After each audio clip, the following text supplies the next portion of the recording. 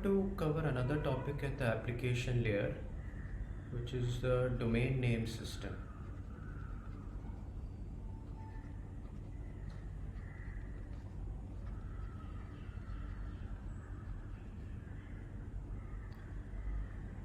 The original internet we know was developed as a military network which was connecting different parts of the US. And there they thought of giving names to devices, and the names were IP addresses.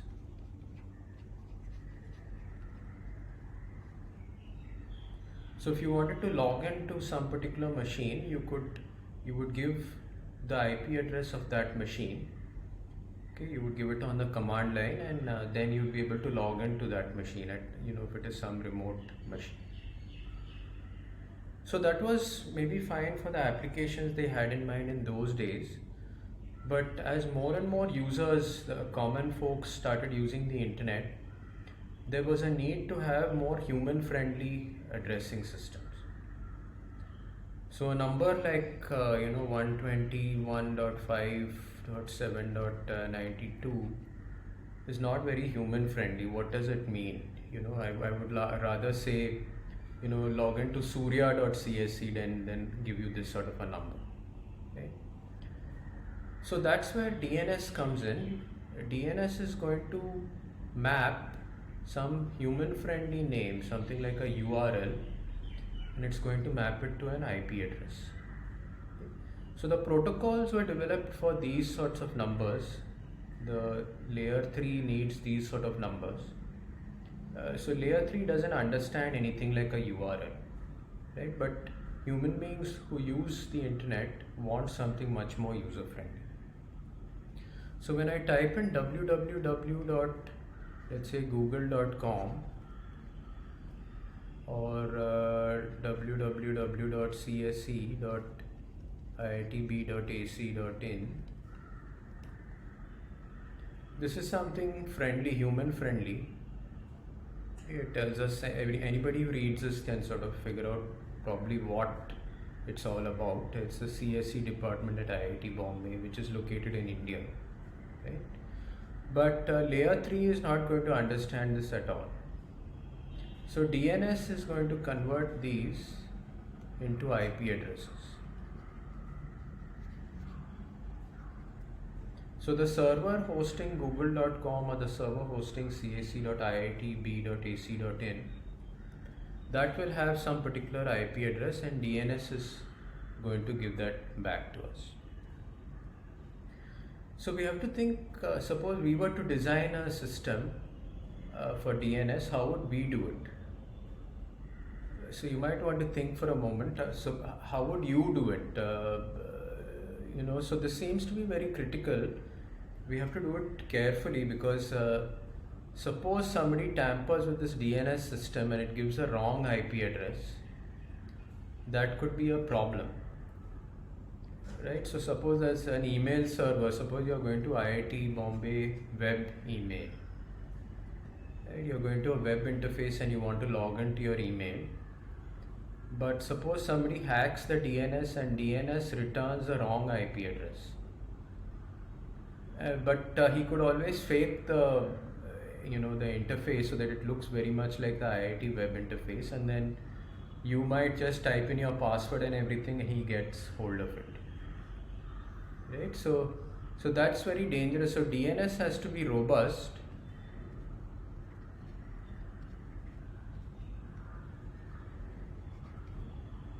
And if somebody can break DNS, he could bring down a lot of applications in the internet.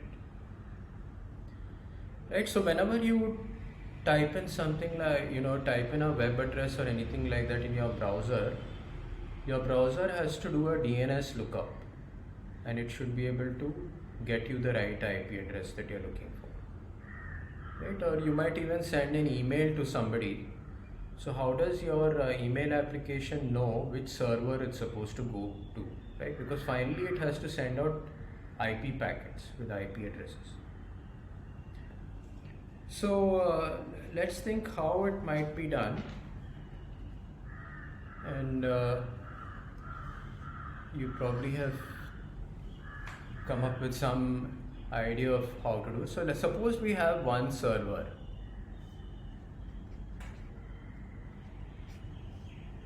Suppose there is, so this is just an idea, okay, this is not how it's done, but suppose this is a server,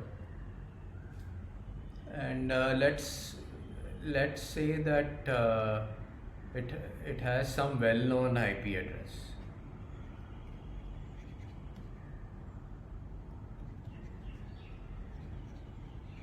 So somehow, let's say you get to know the IP address of this server.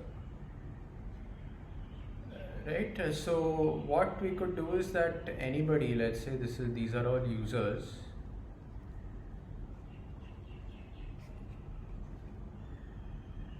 they are all connected to the internet.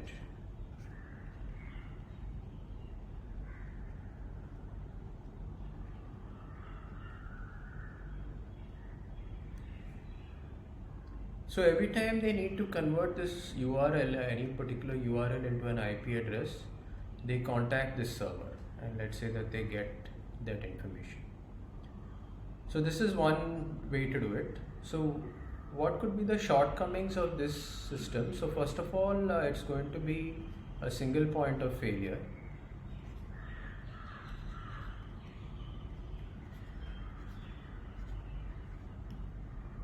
Imagine everybody, like millions or billions of people, constantly, sending URLs needing and asking for a conversion to an IP address.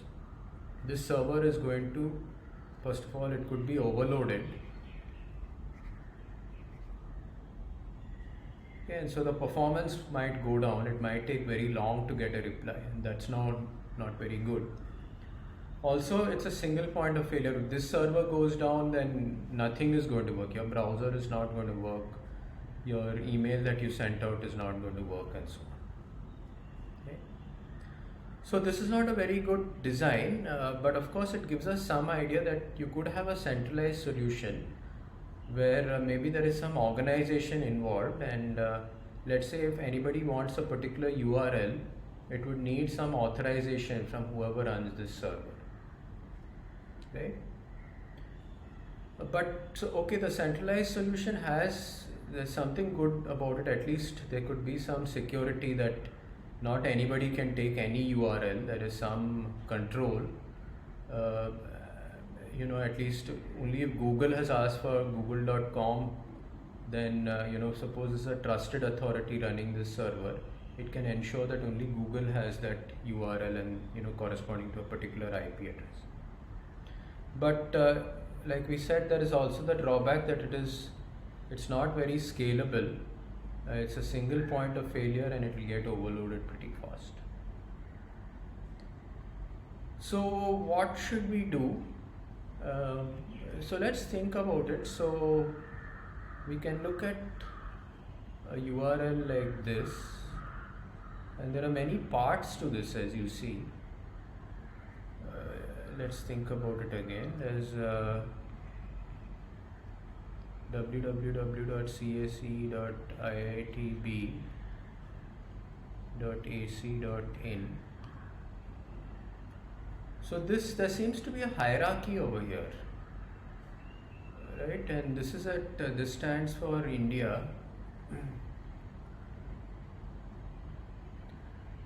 right? AC, it would be let's say a sub part of India. There would be many things like under IN there is EarNet.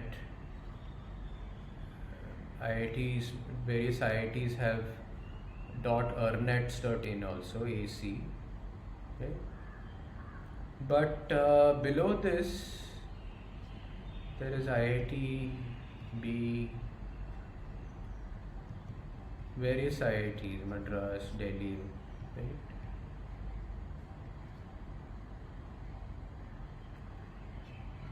And of course there are various departments, CSE, EE, there could be humanities and so on, right?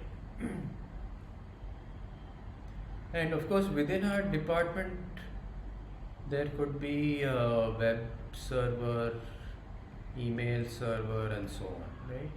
There could be various other machines.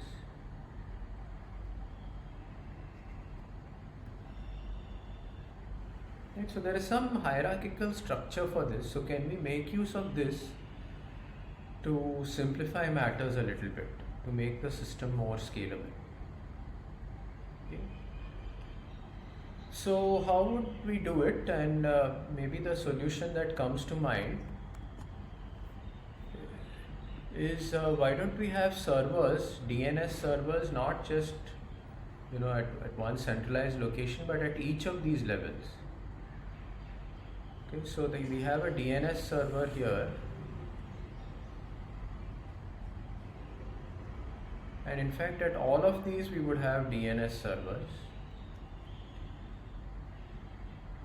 So of course at the very top we have these root servers. Okay, so this is sort of to bootstrap it all.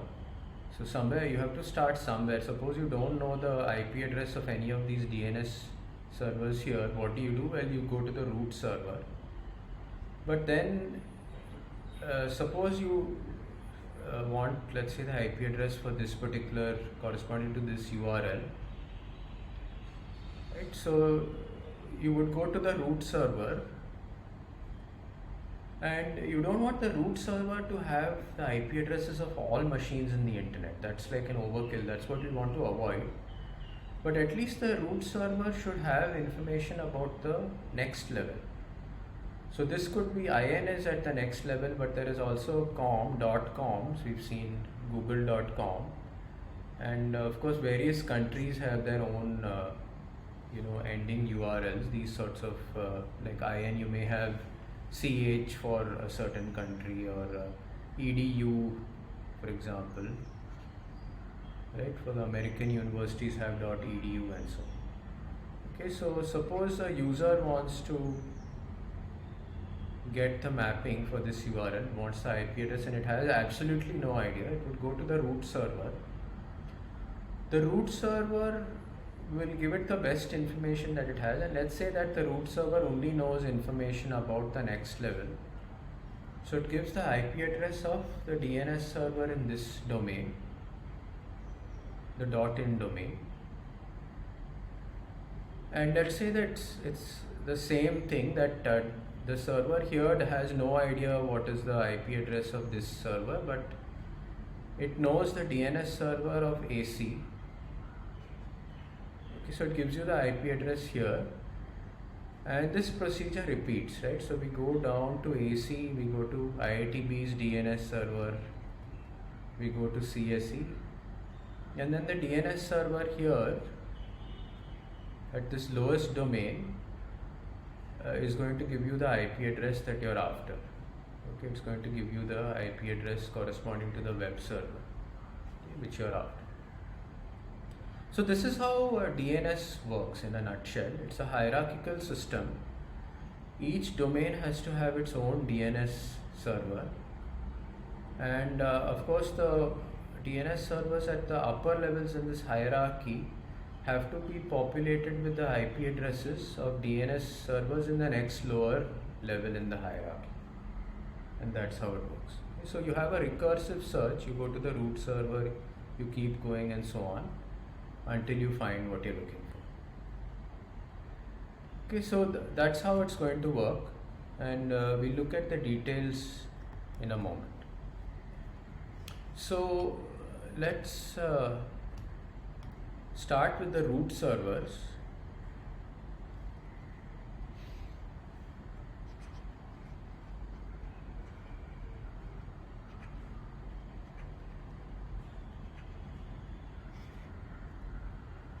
So the root server information should be somehow available to a particular user in case it doesn't have any information at all. Okay. So how would we do it? So anyway, so let's think, suppose I were to have a root server.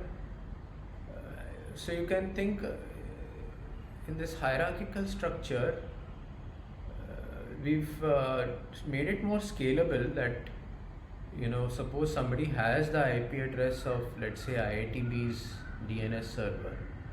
He's not going to keep sending queries to this root server and IN and so on. right? So he would directly come here for the email server. And maybe if he already had the DNS, the IP address of this DNS server from some earlier query, he would directly come here, right? So it's scalable, but at the same time, this root server is there at the top.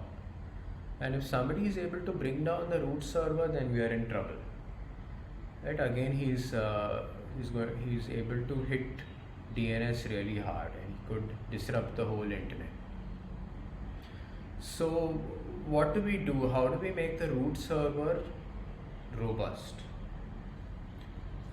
So this is a very critical point, because lots of people are going to try to attack it. I mean, every hacker is going to try to bring it down, right? Just to satisfy his ego, or just because he wants to be malicious or whatever. So how do you make the root servers robust? So one thing is, they would have to be very well provisioned with bandwidth and hardware capabilities.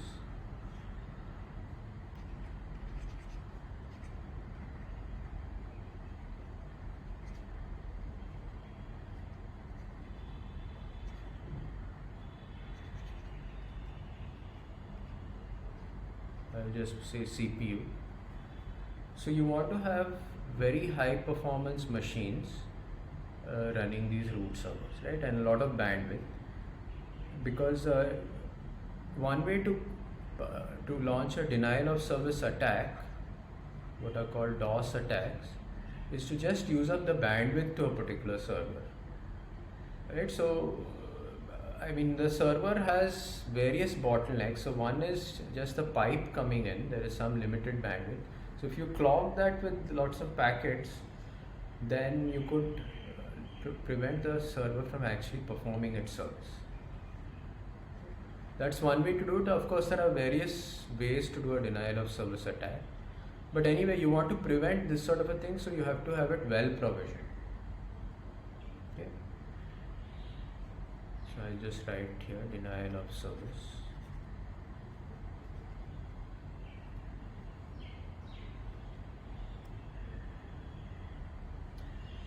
So can I have some redundancy too? So of course, you might, a single server which is well provisioned and so on is okay, but what if somebody cuts the wire or cuts the cable or something like that, right? That too is a big headache. Just to put a new cable might take a long time, right? And that's going to take down the internet for maybe several minutes or even hours, which is no good. So we want to have redundancy.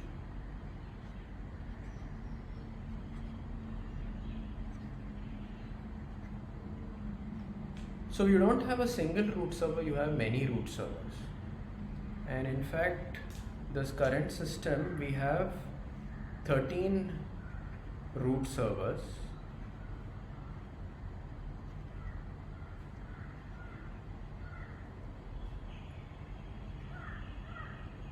So a.rootservers.net.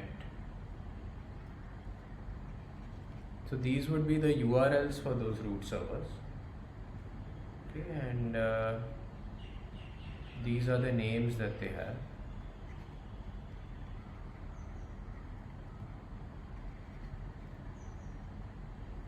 Okay. So there are 13 of them. And so why this 13? It seems a little bit weird, you would, why not 100 or 200 or something like that? Well, that's a legacy issue. Well, one of the reasons given is that the DNS packet size of 512 bytes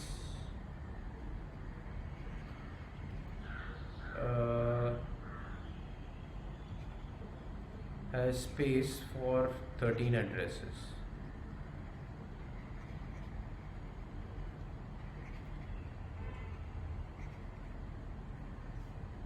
Okay, so suppose, so this is a legacy issue. So if you want to get all information about all these servers, right, or you want to send out a DNS request and you want to get the reply, let's say, so So you would suppose you wanted to do it all in a single packet. You would want to get information about all of these with a single request reply, and you were restricted to use a packet of this size. Okay, then you would have I mean, this particular packet can fit at most this many number of addresses. Okay, so it's like a legacy issue. So they said we'll stick to 13 root servers, right? So if you had 200, then you might have to make many queries to get IP addresses for all of them also. Okay? So okay, 13, we are restricted to these 13, but what if we want more redundancy? Because 13 is also not such a large number. Maybe somebody can launch an attack where he brings down all 13. So what we do is we have another layer of redundancy which uses Anycast.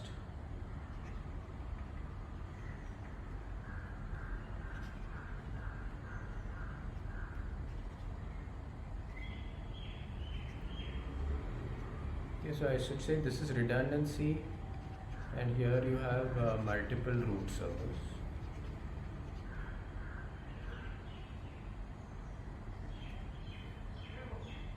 So what is Anycast? So we are familiar with unicast, multicast, broadcast. So unicast is where you have a single sender sending to a single receiver, right? Multicast is when you have a single person sending to multiple other nodes, and the IP addressing system allows for multicast addresses, but like I mentioned in earlier lectures, multicast didn't take off due to various reasons. Right? It wasn't so much technical. People had come up with protocols to implement it, but the various economic issues and other things. And then of course we've studied about broadcast. So multicast, you don't send it to everybody, only to a subset. And broadcast you send to all.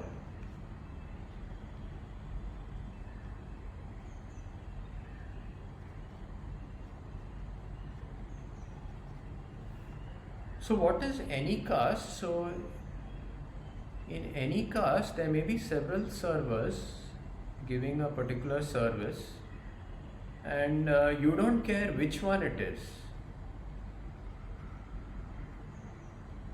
So which particular server gives you the service, you don't care. You send a particular packet and it could go to any one of these.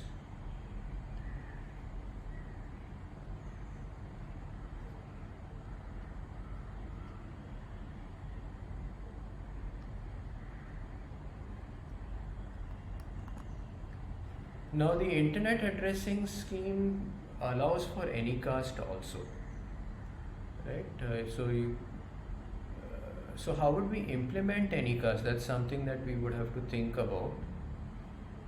Okay, so suppose there's let's say an Anycast address, maybe a reserved space for Anycast addresses, and we want to do this. So what we would have to do is we would have to give the same IP address to these various servers, which sounds a little bit weird because we said with public IP addresses you would want a single machine to have a particular IP address. You don't want multiple machines having the same IP address, because we said then who is the packet going to be sent to?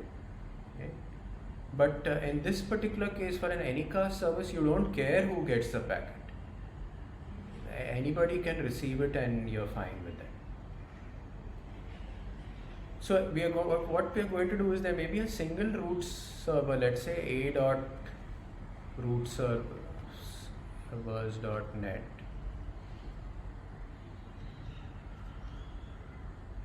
But you would have, this would be mapped to many physical machines.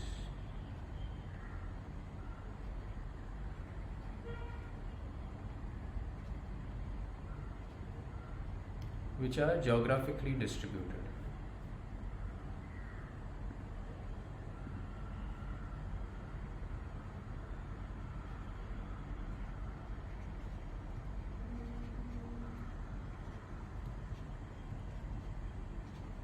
So this is why we are getting the extra redundancy. It's not just 13 physical servers.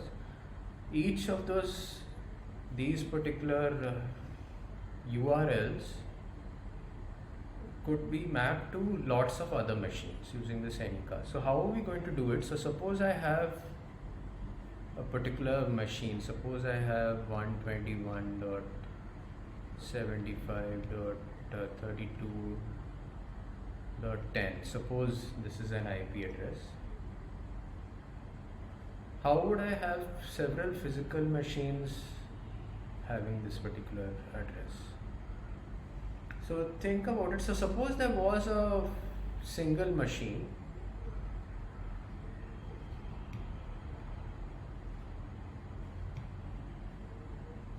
and there were various autonomous systems.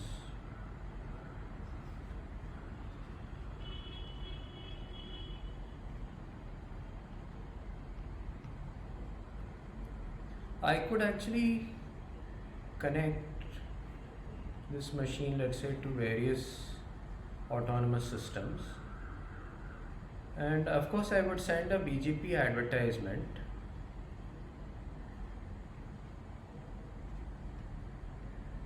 to each of these ASs, right? And each of them would broadcast my IP address, right? So the BGP advertisement would contain this particular IP address.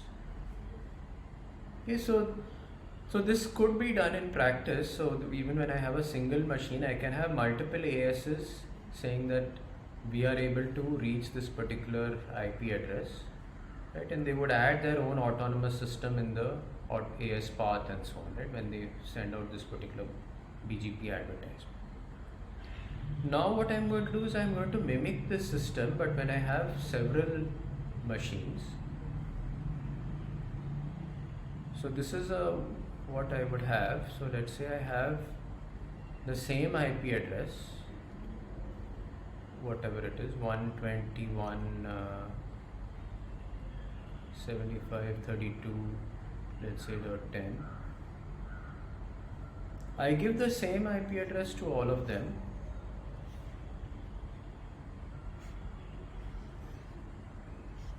These are located in different parts of the globe and they are connected to different autonomous systems,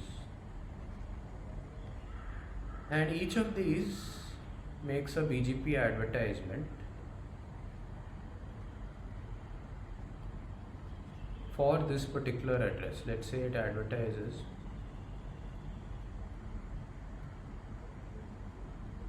okay, so this would be of course a /32 address. It's saying use all the bits, and the AS path would be AS1 whatever, right?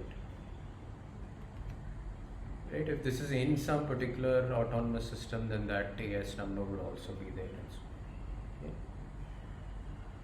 So we're trying to mimic the system that we had over here, right? But in this we are doing it in this particular way. So now we have different physical machines with the same address. And of course, we would like to populate these root servers with the same information, right? They should all have information about DNS servers at the next level and so on. So now, how is this going to help? So suppose there is some particular user over here, right? Suppose there is a user in an autonomous system here. Let's say this is AS4. AS5. So this user wants to send a message to this particular IP address. So what's going to happen over here? He's going to send out a packet, and BGP is going to choose a particular route for this particular IP address, right? So there may be, let's say that there are various paths. So maybe this AS4 has learnt about this path to this IP address. Maybe it has this path, and suppose it has chosen this path. Now if I send a packet whose destination address is this IP address, it would go this way, right?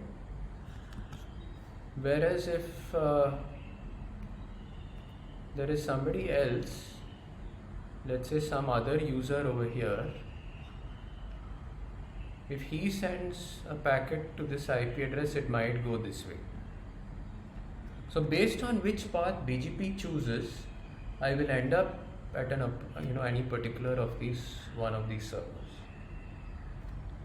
So essentially BGP is going to take care of Anycast. Essentially it will route a packet to one of these servers, and BGP is the one which is going to choose which of these servers the packet will end up at. So what we've ended up doing is we've had not a single server, not a single URL, but 13 different URLs, and each of those URLs is in addition mapped to various physical machines which are geographically distributed. So it's very hard to bring down the root level of the DNS system. So let's see how exactly we would do a DNS lookup. Okay. So first of all, let's talk about records. So there's something called a resource record.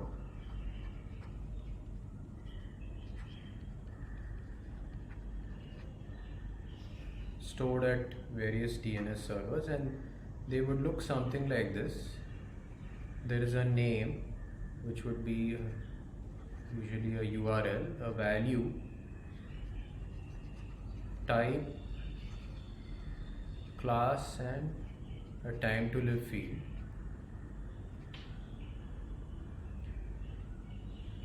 So what is this? First let's start with the name and the value. So this is a mapping,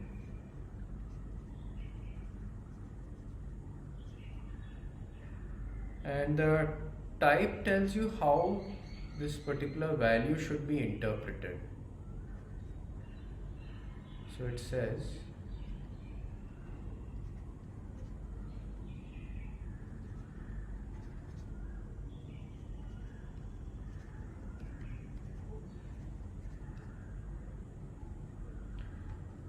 so let's actually look at some examples. So type could be A, which stands for the value being an IP address. NS means that this value is the name of a host running the name server. So essentially it means it's a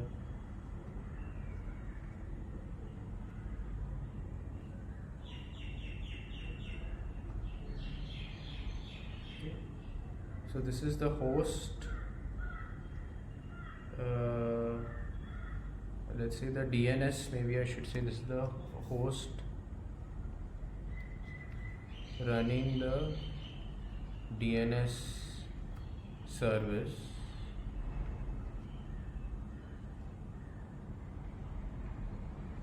in the domain corresponding to name.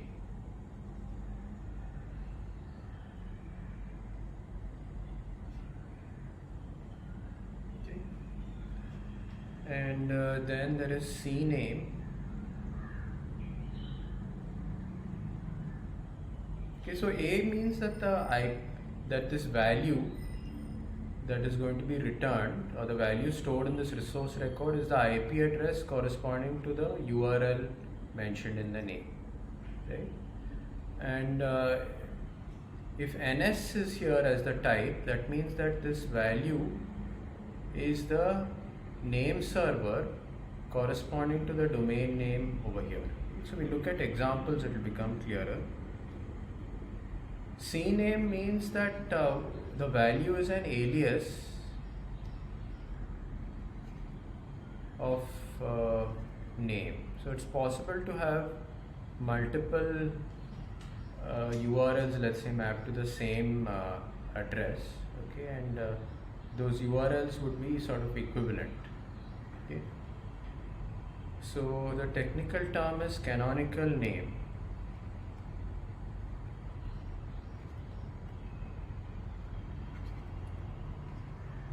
of the host specified in name. Right? And MX stands for stands for name of the host running the mail server.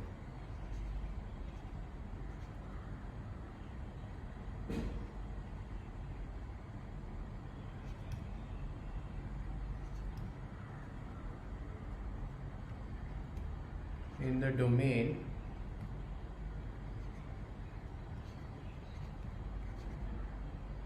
specified in name.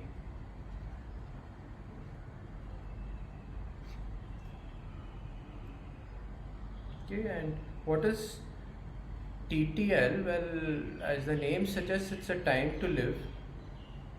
So nothing is fixed in the internet, right? Google.com might have a mapping, let's say, of google.com to an IP address, and they may want to change it after some time. They may want to shift google.com to another IP address. Right? So they don't want this resource record to be frozen in time forever. So you give a time to live for a resource record, and that would expire over time. Right? So after this, whatever time corresponds to this TTL, this resource record would be invalid. So on your Linux machine, you could type something like this. You could type dig, whatever URL you want, and you do this a few times. So you will see some number changing. You will see something, usually it's in seconds, and that number will keep decreasing, right? So that is the TTL. So the mapping is not forever, it's there for some amount of time. Okay, but if this TTL is large enough, then you don't have to keep querying any particular DNS server for, let's say, the IP address of that URL multiple times if the resource record is still valid. Yes, you can just cache whatever information you have. For example, for google.com, suppose it's valid for 5 minutes. You cache that locally, and every time you have to send a packet to google.com, you can just reuse that IP address for 5 minutes. But after that, your information has become stale and you would have to look it up again. Okay, so class is essentially always IN, which is for the internet. Okay, but the rules would allow something else too. So if somebody wants to use DNS for some other purpose later on too, they could use it. Let's look at some examples of resource records.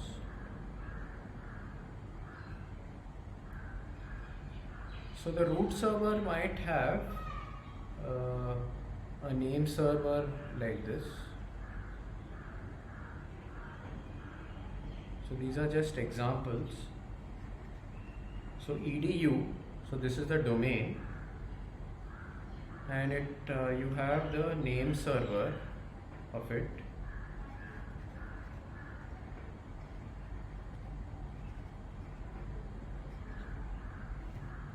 So this is saying that this is the name of DNS server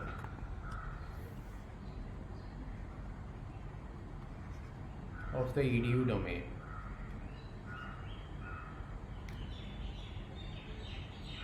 So somebody may want the IP address of the DNS server. So this doesn't have that information. There will have to be another entry. It could be like this: a3.nstld.com.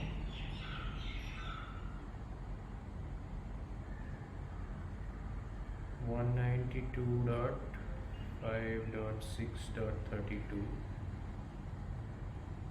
and the type is going to be A. So it's saying that this is the IP address of of whatever is there in the name field.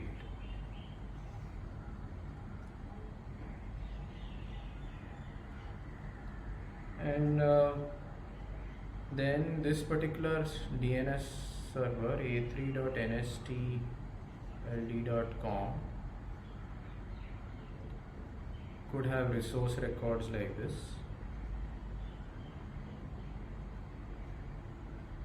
Princeton.edu. Let's say the DNS server is Princeton.edu. So this is the name server of Princeton.edu, and there could be another record.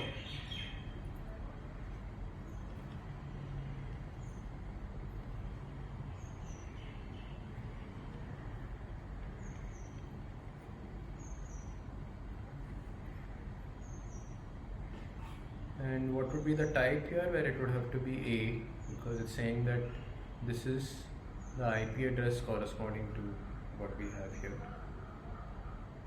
Okay. And so let's say this particular server dns.princeton.edu has information about, let's say, the CS server.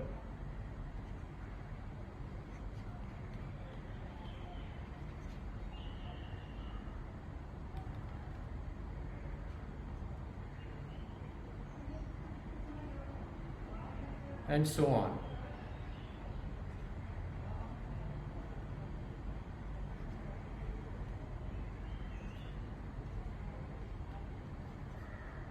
So this particular server might have information about a particular machine.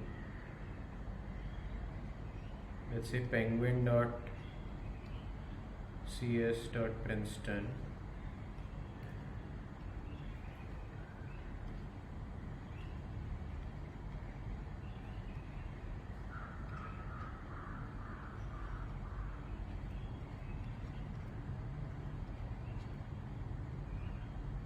Okay. And suppose somebody wanted to go to the web server.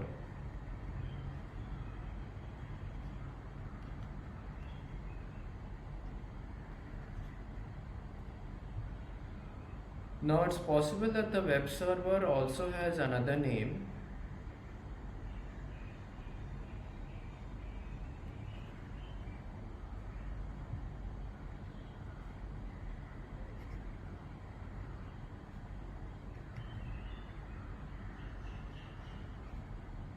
In which case the type is going to be CNAME.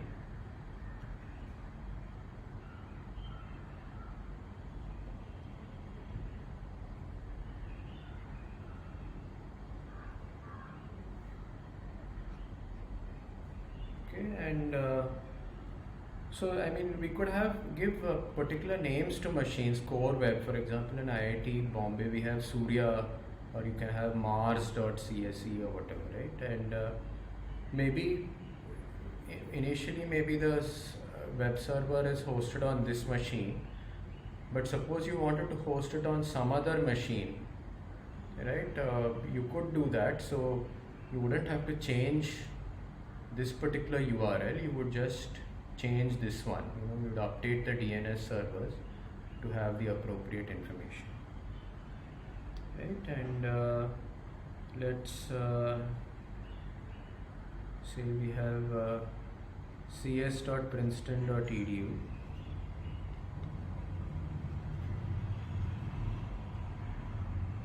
and we wanted the mail server, so you would have the MX type.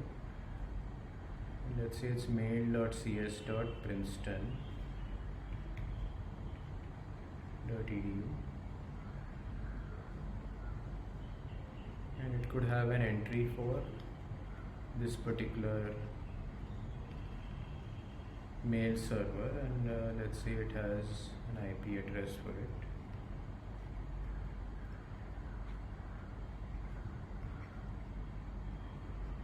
right? So the different DNS servers have this such information. Not everything is stored at the root server, but at least each server should have information about how to go to the next lower level in the hierarchy. So let's look at an example of a lookup.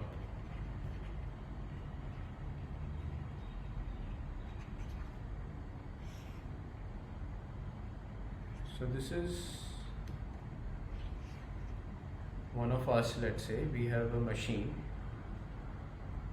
So we need to have some basic information about some DNS server somewhere, right? So either we can manually configure the local DNS server, or from DHCP we get the IP address of the local DNS server. Okay.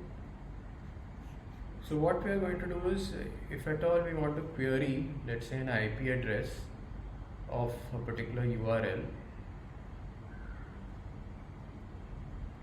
we would just send a DNS query to this particular machine. Okay, so what would we do? Well, you would use DNS runs on UDP.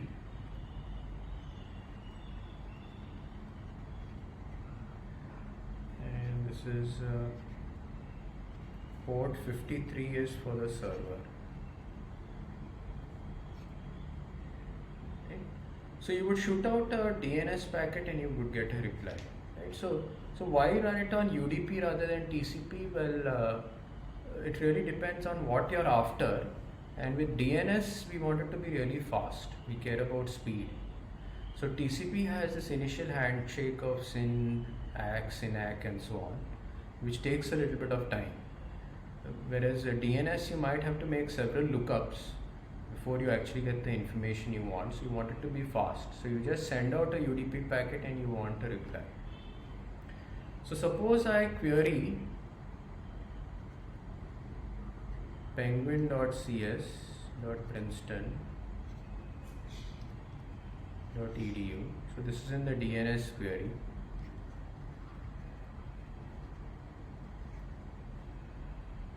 And suppose this DNS server doesn't have the information, and suppose it has no information except for the root server.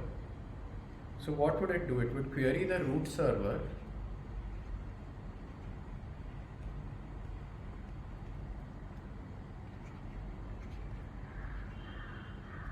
So which root server, of course, it would have to decide. It may have, let's say, IP addresses of all 13. Okay, but it would send it, and of course we said using Anycast, using the Anycast idea, the packet would reach one particular root server. And suppose the root server doesn't have more information than the next layer, it would just give back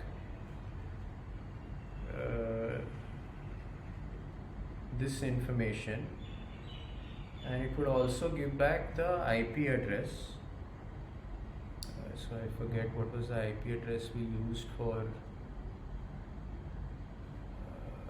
this. Okay, we said 192.5.6.32, right? So it returns all the resource records corresponding to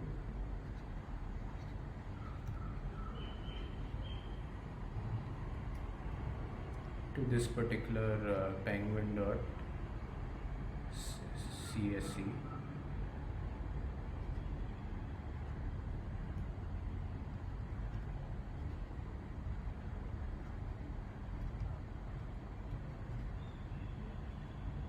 So what I mean is, it doesn't have an exact match to this whole thing, but whatever information it has corresponding to this, any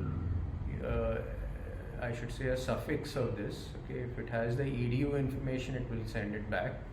So this corresponds to EDU, but it doesn't have about Princeton.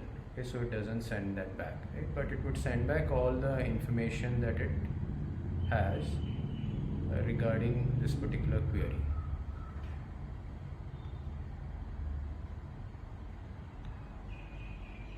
So it sends back both this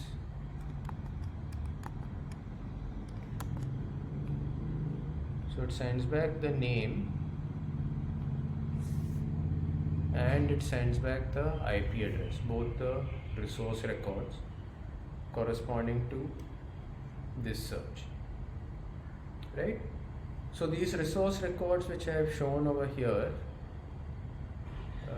these two are sent back to the local DNS server. So that's good, because at least now we know whom to go to next. Okay, and the TTL also is sent along with the record. So the TTL would say for how much more time these particular records are valid. So it may be 5 minutes, or it could be 4 minutes, or whatever, right? So that number is given in seconds and it is sent back. So the local DNS server is going to cache this information for time specified in TTL.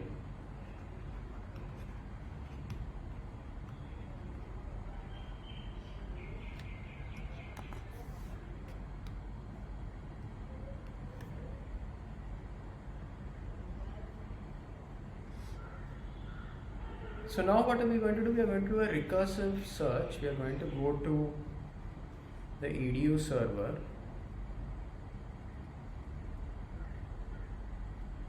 and we are going to get back information, right? And this is going to tell us how to go to Princeton.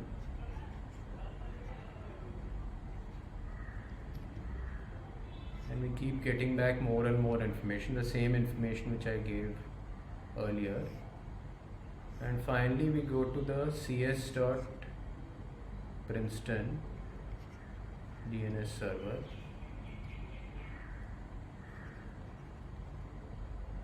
And we get back the IP address.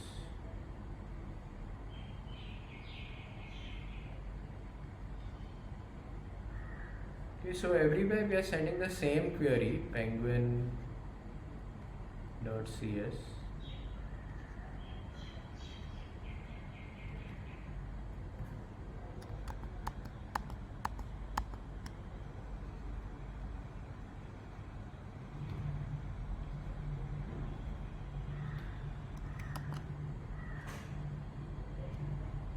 And now this local DNS server is going to reply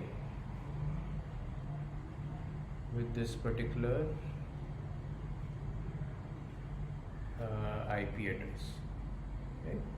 So all of this is unknown to us. So we just type in, let's say, we do a DNS query in our application, right? And automatically we're going to send out a DNS UDP packet to the local DNS server. This local DNS server might do a recursive lookup and it will send back this reply. So this has to be really fast, which is why we are using UDP, right, to speed up the process. Now suppose you do another query, let's say for www.cs.princeton.edu. Now all this information is cached. Let's say that the TTL is 5 minutes. So this information is kept here for 5 minutes. And this local DNS server now knows that this is the DNS server. It knows the IP address for this machine. So it does a direct query to this particular machine and gets back the IP address of www.cs.princeton.edu. Right? But if I do another query, let's say 10 minutes down the line, let's say for the mail server for cs.princeton, that information which was there in the cache would have expired, right? So it doesn't know whether that IP address is valid anymore. So then it looks at where in this hierarchy, whether there is any particular server which has any live information whose TTL has not expired, it would query that particular server and it would get information about servers lower in the hierarchy. Right? So of course, if any of these higher servers, higher level servers had information about penguin.cs, like suppose they had this IP address, they would directly reply with that IP address. We wouldn't have to go all the way to cs.princeton.edu. Right? But in this particular example, we are showing the full recursion where you would have to go all the way to the server at the lowest level. Right? So this is how DNS works for us. So this is one of the topics that I wanted to cover at the application layer, because it's something that we use every day, and it's a very key aspect of how the internet works.